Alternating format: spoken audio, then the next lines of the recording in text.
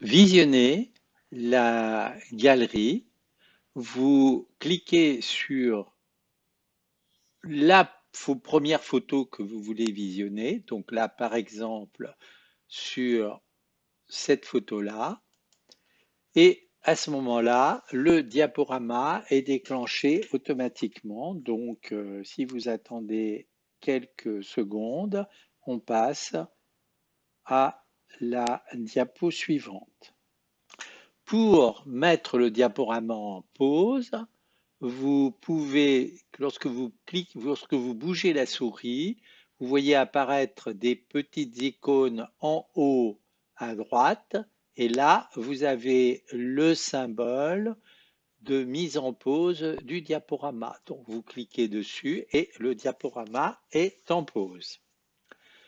Lorsque vous voulez redémarrer le diaporama, vous recliquez sur le signe de mise en route, donc de démarrage du diaporama. Voilà. Donc là, le diaporama redémarre. Maintenant, nous allons voir comment faire défiler les diapositives manuellement. Alors, vous avez des petites flèches, soit en haut, petite flèche à droite, petite flèche à gauche, donc qui permettent d'aller à droite et à gauche du diaporama, ou encore sur les côtés, à droite, qui permet d'avancer, ou à gauche, qui permet de reculer.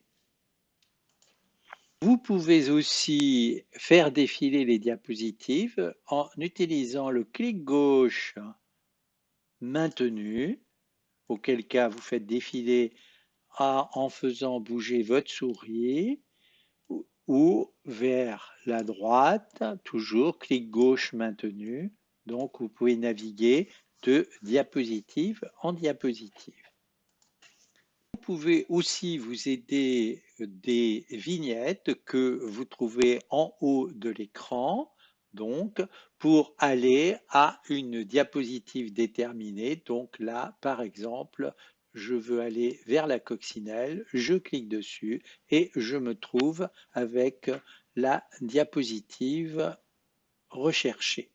Et donc, je peux aller de cette façon-là, sauter d'une diapositive, d'un extrême à l'autre pour travailler sur chacune des diapositives. Que les petites vignettes sont trop nombreuses pour tenir sur une seule ligne, vous pourrez faire défiler les différentes lignes avec un ascenseur qui se trouvera en haut à droite et qui vous permettra de passer de ligne de vignette en ligne de vignette.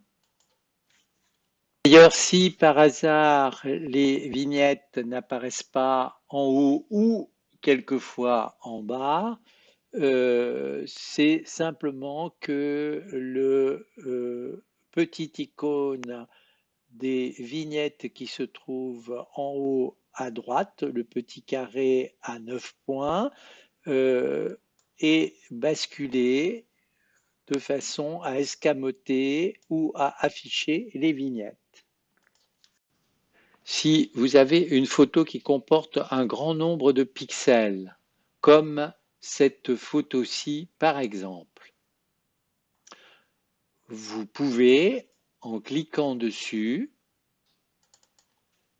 la voir en bien plus grande définition.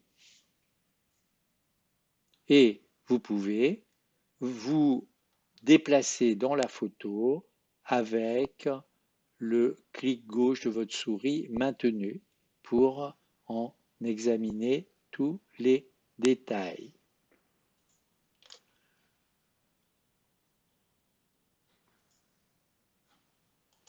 Pour revenir à l'affichage normal, vous double-cliquez dans la photo et vous êtes dans l'affichage normal.